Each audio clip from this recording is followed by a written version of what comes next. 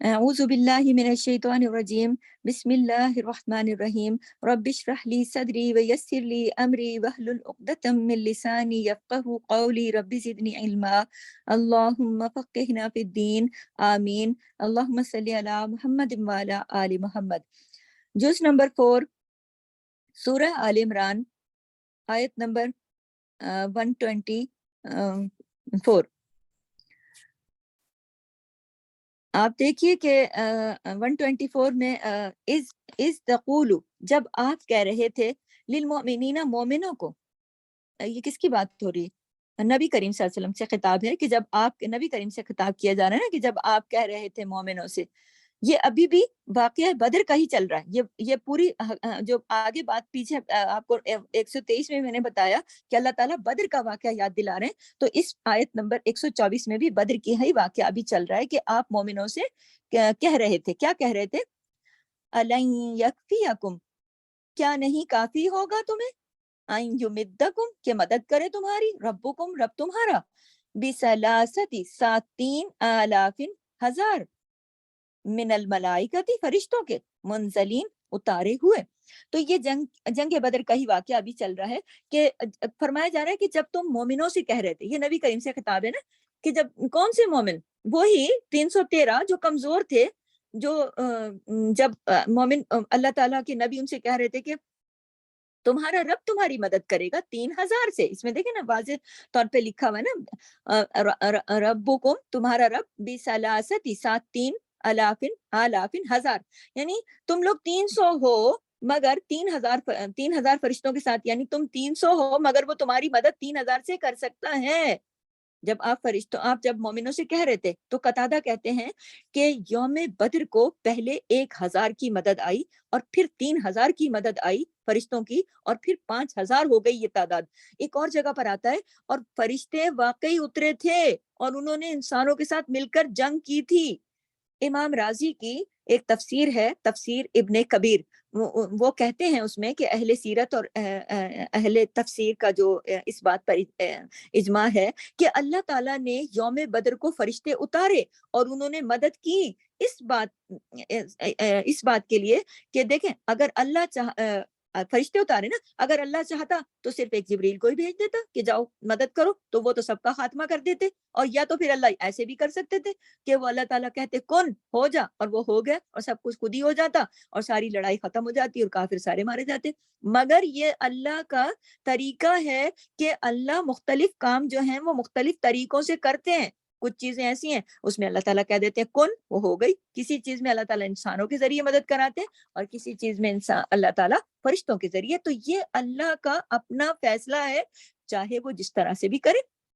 اب دیکھیے قوم لوط کی بستی کی مثال ہم پیچھے پڑھ کے آئے نا، کہ قوم لوط کی جو بستی تھی وہ الٹ گئی۔ جبرائیل نے ایک پر مارا تھا، بلکہ ایک پر کا صرف ایک کنارہ مارنے سے پوری بستی الٹ گئی، اور کنارہ بھی کیا، پر کا ایک حصہ چھوٹا سا، اور بستی اٹھی نیچے سے اور سیدھی اوپر گئی، اکھڑ کے اوپر گئی، اور پھر اوپر سے نیچے پھینکی، پوری کی پوری بستی واپس الٹ دی گئی۔ یہ صرف ایک جبریل نے ایک پر کے کونے سے اس بستی کو اوپر پھینکا تھا۔ تو اللہ تعالیٰ چاہتے تو یوم بدر کو بھی صرف جبرائیل کو بھیج دیتے، لیکن یہاں پر اللہ نے فرشتے کیوں بھیجے، اور وہ بھی 3,000 اور پھر 5,000؟ کیونکہ انسان جو ہے نا، ان کی ایک نفسیات ہے، وہ نمبروں سے بڑے خوش ہوتے ہیں کہ اچھا اتنے، یہ تعداد جو ہے نا، یہ انسان کی فطرت کو متاثر کرتی ہے، نفسیاتی طور پر اثر پڑتا ہے انسان کے اوپر، کہ تعداد کی جو زیادتی ہے نا، یہ اچھی لگتی ہے انسانوں کو۔ اس وجہ سے اللہ نے فرمایا کہ میں نے بھیجے تھے نا، اتارے تھے نا۔ اب آیت نمبر 125 یعنی 125 کو دیکھیے، بلا، کیوں نہیں، بلکہ ان، اگر، تصویرو، تم صبر کرو گے، وَتَتَّقُوا، اور تم تقوی کرو گے، وَيَأْتُوكُمْ، اور وہ آئیں تمہارے پاس، من فورہم، اپنے جوش سے، ہاذا، اس طرح، یمددکم، مدد کرے گا تمہاری، ربکم، رب تمہارا، بخمستی، 5,000 ہزار، 5,000، من الملائکتی، فرشتوں کے، مصومین، نشان لگانے والے۔ اللہ اکبر۔ اب یہاں پر دیکھیے کیا بات ہو رہی ہے کہ اگر تم صبر کرو، بلا، کیوں نہیں، بلکہ ان تصبرو، اگر تم صبر کرو، اور صبر کے ساتھ دوسری چیز کیا آ گئی، وتتقوا، اور تم تقوی اختیار کرو۔ پھر دیکھیں تقوی کا ذکر آ گیا. تمہارے دشمن جو ہیں وہ اپنے جوش سے وہ بے شک جوش میں ہوں تو بھی وہ تمہاری مدد کرے گا. تمہارا رب کتنا 7,5,000 فرشتوں کے, وہ بھی کون سے فرشتے؟ نشان لگائے ہوئے. اب یہ آپ سوچ رہے ہوں گے, یا یہاں بات ہو رہی نا کہ اگر تم صبر کرو گے اور تم تقوی کرو گے اور چاہے وَيَأْتُكُم مِّن فَوْرِهِمْ, وہ آئیں تمہارے پاس جوش سے, جس طرح پانی کا چشمہ پھوٹ کے نکلتا ہے نا ایک دم جوش سے, اگر تمہارا دشمن اس طرح پورے جوش سے بھی آئے, هَذَا يُمْدِدْكُم, وہ مدد کرے گا, وہ مدد کرے گا تمہاری. کس سے؟ 5,000 فرشتے, فرشتوں سے. اور وہ فرشتے بھی کون سے؟ نشان لگے ہوئے فرشتے, نشان لگے ہوئے فرشتے. کہ اب یہ نشان کیسے تھے یہ نہیں معلوم, کہ یہ فرشتوں کے نشان کا ذکر آیا ہے, لیکن یہاں پر یہ نہیں معلوم ہے کہ بھئی وہ کیا نشانی تھی. وہ کوئی خاص بیج لگے ہوئے تھے, یا فرشتوں کے اوپر کوئی خاص وردی پہنی ہوئی تھی, یا کوئی پر لگایا ہوا تھا, یا پھر ان کے گھوڑوں پہ کوئی پر لگایا ہوا تھا, کوئی نشانی لگی ہوئی تھی. تو کیا نشانی لگی ہوئی تھی کہ ایسی یہ یعنی نشانی جو تھی وہ فرشتوں پہ تھی, لباس پہ تھی, یا ان کے گھوڑوں پہ تھی, کہاں پہ تھی؟ اس کا کوئی ذکر نہیں آیا, بس یہ تھا کہ نشانی لگی ہوئی تھی. تو بات جنگ احد کی ہو رہی ہے, ہاں, لیکن اب یہ پورا پچھلا حال بھی بتایا جا رہا ہے اس کے اندر. کس کا؟ بدر کا. یعنی مینجمنٹ بھی بتائی جا رہی ہے. تو اب جو ہم نے جہاں سے ہم نے شروع کی تھی نا بات, تو اب تک ترتیب کی باتیں چل رہی ہیں. ترتیب کیا مطلب منظم ہونے کی. تو دیکھیں اس میں جو خاص چیز ہمیں سمجھ آتی ہے نا کہ آج مسلمانوں کو جو چیز چاہیے لیکن ان میں نہیں ہے, بھول گئے, وہ ترتیب کا خیال نہیں رکھتے, نہ کوئی ترتیب ہے نہ کوئی تنظیم ہے.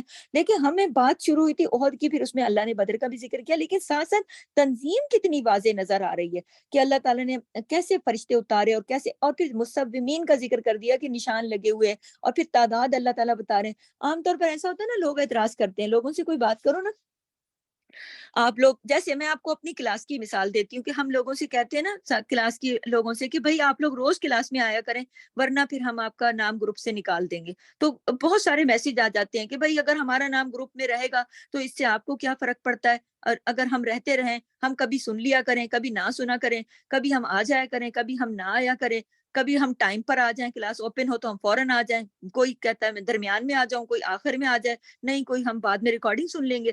تو یہ دیکھیں جو ٹائٹ کرنا پڑتا ہے نا, تو کچھ لوگ اس ٹائپ کے ہوتے ہیں نا کہ انہیں کرنا پڑتا ہے. اور کیونکہ بات یہ ہے کہ جب ہم ایک مخصوص ٹائم رکھیں گے, ایک ٹائم رکھیں گے, بعض لوگ کہتے ہیں نا ٹائم کیوں ہے, یہ ٹائم کیوں ہے, وہ نہیں, آپ بس ریکارڈنگ کر کے چھوڑ دیا کریں ہم سن لیں گے. اب بعض لوگ کہتے ہیں آپ امتحان کیوں لیتی ہیں, ہم نے سن تو لیا, اب ہماری مرضی ہے ہم اس کو یاد رکھیں یا نہیں. تو دیکھیں کچھ لوگ یہ چاہتے ہیں نا کہ بس ایک درس ٹائپ کی چیز ہو, جو آپ نے کہنا ہے وہ کہہ دیا کریں, ہمیں لکھنے کے لیے مجبور نہ کیا کریں کہ ہم لکھیں نہ لکھیں, ہم بس سنیں سنائیں جھوم جام کے اپنا کام کریں, اور اپنا کسی وقت دل کرے تو سن لیں, آ جائیں تو آ جائیں, جس وقت چاہیں جدھر چھٹیاں کریں مرضی, نہ آپ ہم سے پوچھا کریں, نہ آپ ہمارا نام نکالیں گروپ سے, کوئی محنت ہم پر کرے نہیں, کیونکہ ہمیں آگے سے کوئی محنت نہ کرنی پڑے, بس دل کیا تو سن لیا, دل نہ کیا تو. اس طرح کیا ہوتا ہے, علم پر کبھی بھی دسترس نہیں ہوتی, علم آپ کا ہو ہی نہیں سکتا. وہ علم آپ کی زندگی نہیں بدلے گا جب آپ اپنے آپ کو نہیں بدلیں گے اور آپ اپنے آپ کو ٹائٹ نہیں کریں گے, کیونکہ کوئی انسان اپنے اوپر جو ہے وہ اس طرح برداشت نہیں کرتا نا, کسی کو کوئی کر دیا جائے کہ پابند کہ آپ نے اس ٹائم پر آنا ہے, آپ نے لکھنا ہے, آپ نے سننا ہے, پھر آپ سے پوچھا جائے گا, سبق سنا جائے گا. سبق سنانے والے دن کتنے لوگ حاضر ہوتے ہیں, آپ دیکھیے عام طور پر کوئی بھی ٹاپک دے دو, کوئی دنیا کے مطابق کوئی, تو سب تعداد کلاس میں کتنی زیادہ ہوتی ہے, اور جس دن سبق سنانا ہوتا ہے اس دن کتنی تعداد ہوتی ہے, کیونکہ لوگ یہ پسند نہیں کرتے نا. لیکن یہ یاد رکھیے اور نوٹ کیجئے, یہ علم کی بات ہے جو قرآن کی اس آیت کی روشنی میں, جو آیات ہماری چل رہی ہیں اس کی روشنی میں آپ کو بتا رہی ہوں کہ ایسے لوگوں کو پھر علم پر دسترس نہیں ہوتی, جنہیں پوری بات ہی نہیں پتا ہوتی. آج یہ آیت سن لی, 4 دن چھٹی کر لی, 5ویں دن آ گیا, پھر آگے کی کوئی آیت سن لی, پھر اب جو میں احد کا واقعہ بتا رہی ہوں, جو پچھلی کلاس میں نے پوری احد کی کہانی سنائی تھی, جتنا علم ان کے پاس ہوگا آج ان لوگوں کے پاس اتنا نہیں ہوگا. جو لوگ بدر کا پورا قصہ سن چکے ہیں, جو علم ان کے پاس ہوگا وہ جو آج نئے سن رہے ہیں ان کے پاس نہیں ہوگا, انہیں بات ہی نہیں سمجھ آئے گی, کون سا بدر, کہاں کا مسئلہ ہے, یہ کیا بات ہو رہی ہے. تو وہ علم پر کبھی دسترس نہیں پا سکتے نان سیریس لوگ.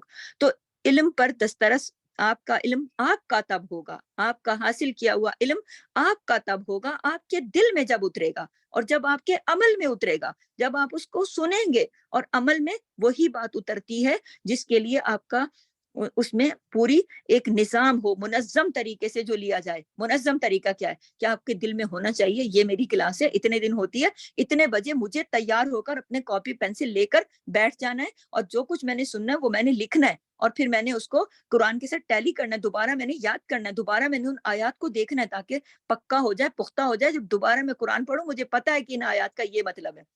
اور کچھ لوگ اپنے دنیا کے کام کر رہے ہیں، ادھر جا رہے ہیں ادھر جا رہے ہیں، ڈرائیو کر رہے ہیں، گھر میں کھانے پکا رہے ہیں، ٹھک ٹھک لگی ہوئی ہے، مائک کھل جائے تو پتہ چل جاتا ہے، تو وہ نہیں سن رہے، تو ان کے اوپر جو علم کا اثر ہوگا وہ الگ ہوگا، اور جو باقاعدہ تیاری سے بیٹھ کر منظم طریقے سے ہر روز قرآن کو لیتے ہیں وہ ایک الگ طریقہ ہوگا۔ تو جب پابند کیا جاتا ہے نا، انسان کو کسا جاتا ہے، کھینچا جاتا ہے کہ روز آنا ہے، لکھنا ہے، پھر ہوم ورک کرنا ہے، دکھانا ہے، امتحان دینا ہے، تو یہ بات جو بعض لوگوں کو پسند نہیں آتی، لیکن یاد رکھیے، نوٹ کیجئے، مؤثر علم اسی طریقے سے ملتا ہے۔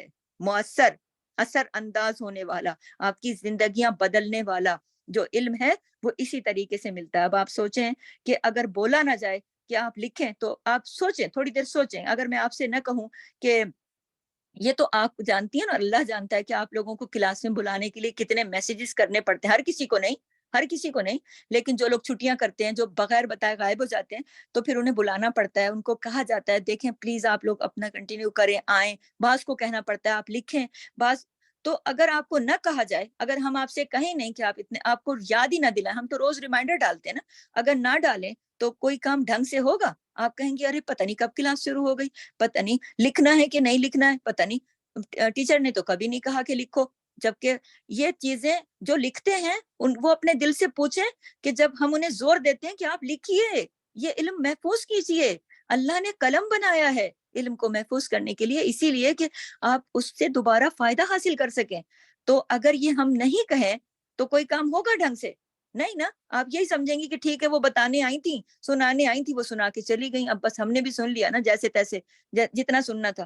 تو اس طرح آپ سوچیں ذرا کہ دنیا کے باقی سارے کاموں میں تو ہم کتنی ترتیب سے اور کتنے تنظیم سے اور کتنا خیال رکھتے ہیں، کتنی چیزیں لکھ لکھ کے رکھتے ہیں، ہم نے یہ کام اس دن کرنا ہے، وہ کام، ایک شادی بیاہ کا ہی لے لیں، کارڈ چھپ رہے ہیں، وہ پہلے سے وہ ہو رہا ہے، یہ ہو رہا ہے، تنظیم ہو رہی ہے، سب کچھ بڑے ترتیب سے، بڑے اپوائنٹمنٹس لیے جا رہے ہیں، وہاں کے پتہ نہیں کہاں کہاں کے مہندیوں کے اس کے لیے جا رہے ہیں نا، ہر کام لکھ، کوئی کام چھوٹ نہ جائے۔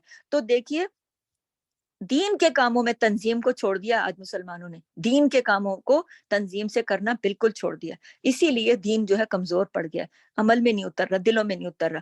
تو رسول اللہ صلی اللہ علیہ وسلم کی زندگی کو آپ دیکھیں نا، تو انہوں نے بھی اپنی زندگی میں سارے کے سارے کام ترتیب سے کیے، تنظیم سے کیے، تو ضروری ہے کہ ہم بھی نبی کی سنت کے مطابق کریں، کیونکہ آج دیکھیں نا مسلمان، تبھی مسلمان کامیاب ہوں گے، کیوں مسلمانوں کی آج یہ حالات ہیں؟ اس لیے کہ انہوں نے ترتیب اور تنظیم کو خاص طور پر دین میں چھوڑ دیا، دین کو تو بس باقی سارے کام کرنے ہیں ترتیب سے تنظیم سے، دین سیکھنے کی، عمل کرنے کی باری تو بعد میں آئے گی نا، پہلے سیکھیں گے، اس کو کوئی تنظیم نہیں، اس کے لیے ٹائم ہی نہیں ہے، وہ سارے کام کر لو، اگر کہیں بیچ میں ٹائم ہو گیا تو ہم لگا کے رکھ دیں گے اور سن لیں گے، جتنا بھی سنا گیا سن لیں گے، پھر کون سا کوئی پوچھتا ہے گھر میں آ کے، کون دیکھتا ہے ہم نے لکھا ہے کہ نہیں لکھا، ہم عمل کر رہے ہیں یا نہیں کر رہے۔ اللہ کی خاطر جو سیکھنے آتے ہیں، جو لکھتے ہیں، وہ ان کی زندگی میں پھر ترتیب بھی ہوتی ہے، تنظیم بھی ہوتی ہے، پھر عمل میں بھی اترتا ہے، اور یہ نبی کی سنت ہے، تو وہی بندہ کامیاب ہوگا۔ تو مسلمان بھی آج تبھی کامیاب ہوں گے جب ان کی صفوں کے اندر اتحاد ہوگا، تنظیم ہوگی،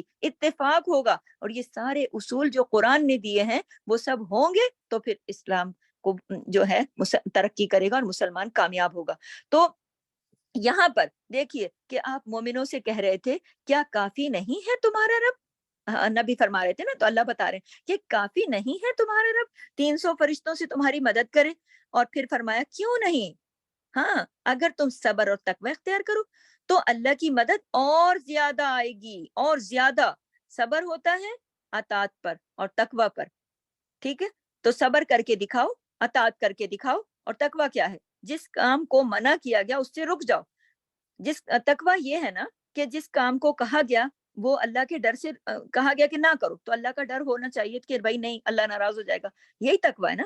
تو اگر دشمن تمہارا بڑے جوش سے آئے گا، بڑے لاؤ لشکر کے ساتھ آئے گا. یہاں جو خاص طور پہ آیت میں ذکر ہو رہا ہے، جتنا بھی لاؤ لشکر کے ساتھ آئے تھے نا، بدر میں آئے تھے نا بڑے آن بان سے، تو اللہ فرما رہا ہے کہ تمہارا دشمن جتنے بھی جوش کے ساتھ آئے گا، بڑے لاؤ لشکر کے ساتھ آئے گا، تو پھر اسی طریقے سے اتنی بڑھ کے تمہارا رب بھی مدد کرے گا. تم پھر 300 سے 3000 نہیں بلکہ 5000 فرشتے تمہاری مدد کو اتریں گے. لیکن شرط کیا لگی ہوئی ہے؟ شرط کیا لگی ہوئی ہے؟ تقوی. ہاں، اطاعت اور تقوی. تو اور ساتھ کیا؟ اور ایسے فرشتوں سے دے گا مدد جو نشان زدہ ہوں گے. نشانوں کا ذکر کیوں آ رہا ہے؟ یعنی پوری تیاری سے آئیں گے. اللہ کے ہاں بھی تو نشانی لگا کے جب بھیجا گیا، ہاں بھائی فلاں فلاں فرشتہ جائے گا، نشانی لگا کے اتنی تنظیم سے اللہ نے یہاں پہ جو مصومین کا لفظ استعمال کر کے ہمیں بتا دیا کہ اللہ کے پاس بھی کام کتنے تنظیم سے ہوتے ہیں. ورنہ اللہ کیا نشانی نہ لگاتا تو کیا فرشتے نہ آتے؟ نہیں. یعنی اس میں تنظیم، اس میں ترتیب پتہ چلتی ہے، جو کہ آج مسلمانوں نے چھوڑ دی ہے. اسلام میں وہ چیز نظر نہیں آتی. تو یہ آیات جو ہیں ہمارے لیے ایک ایک لفظ جو ہے وہ سیکھنے سے تعلق رکھتا ہے. اس آیت سے جو خاص طور پر ایک اور بات پتہ چل رہی ہے کہ کامیابی کے لیے صرف مادی اسباب کافی نہیں ہے، کہ بھئی بہت سارا اسلحہ، بہت سارے لوگ، بہت سارے اونٹ اور گھوڑے اور ہاتھی اور یہ اور وہ. ہاتھی تو خیر اس میں نہیں تھے، لیکن ایسی کہہ رہی ہوں کہ بہت ساری چیزیں، مادی اسباب. صرف کامیابی کے لیے مادی اسباب ہی کافی نہیں، بلکہ صبر اور تقوی ضروری ہے. صبر اور تقوی. کیونکہ یہاں پر جو شرط عائد کی جا رہی ہے کہ مدد زیادہ کب آئے گی؟ زیادہ مدد کب آئے گی؟ زیادہ مدد کب آئے گی؟ جب صبر کرو گے، جب تقوی کرو گے. زیادہ مدد آئے گی جب صبر کرو گے اور تقوی کرو گے. یعنی صبر کیا ہے؟ جو مل جائے، وہ جو حکم ملے وہ کر جاؤ، یہی تو صبر ہے نا. اور تقوی کیا ہے؟ کہ جن جن چیزوں سے روکا گیا ہے رک جاؤ اللہ کی خاطر، کہ اللہ ناراض نہ ہو جائے. تو یہ ہے. اور مصومین کو دوبارہ بتا دوں کہ اللہ تعالیٰ نے بھی اپنی تنظیم ظاہر کی ہے، اپنا ایک طریقہ، ایک اصول، ایک ترتیب بتائی ہے کہ فرشتوں کے ساتھ بھی جو مدد لی گئی تو نشان زدہ فرشتے آئے، یعنی یہ جائیں گے اس کام کے لیے. تو ہمیں بتانے کی کیا ضرورت تھی؟ قرآن میں اللہ تعالیٰ نے کیوں بتایا؟ ایک ایک چیز میں 10 چیزیں چھپی ہیں. ایک تو یہ نا کہ مادی اسباب چاہے جتنے بھی ہوں گے، اللہ پر بھروسہ، توکل، اطاعت اور تقوی ہوگا تو اگر 300 جائیں گے تو 3000 فرشتہ آ جائے گا. اگر ان کا ایمان اور تقوی زیادہ ہوگا تو 5000 فرشتے آ جائیں گے مدد کے لیے. اور پھر مصومین، نشان لگے ہوئے. یعنی کہ جب اللہ اتنی تنظیم سے کام کرتا ہے تو اللہ کے ماننے والوں آپ بھی تو اتنی تنظیم سے کام کرو نا. کوئی ترتیب تو بناؤ، کسی کونے، کسی نقطے پر رکو تو صحیح، کہیں تو دین طریقے سے سیکھو، کہیں تو کچھ اس کو اپنا لو قرآن کو. تو آپ یہ دیکھیے کہ یہاں پر ہماری آیت 125 کمپلیٹ ہوتی ہے. آیت 126 پر جاتی ہوں. وما، اور نہیں، جعلہ اللہ، بنایا اسے اللہ نے. کس کو؟ اللہ، مگر، بشرا، خوشخبری، لکم، تمہارے لیے، ولتطمئن، اور تاکہ تم مطمئن ہو جائیں، قلوبکم، دل تمہارے، بھی اس کے ساتھ. ومن نصرو، اور نہیں مدد، اللہ، مگر، من عند اللہ، اللہ کے پاس، العزیز الحکیم، خوب جو بہت زبردست اور بہت حکمت والا ہے. تو دیکھیے کہ پھر ساتھ ہی اللہ تعالیٰ فرما رہے ہیں نا کہ ما جعلہ اللہ الا، اور نہیں بنایا یعنی کہ اللہ نے مگر خوشخبری کا ذریعہ تمہارے لیے. ورنہ اللہ کو تعداد بتانے کی ضرورت کیا تھی؟ اللہ تعالیٰ یہ پیچھے آیت کے ساتھ کنیکٹڈ ہے یہ بات.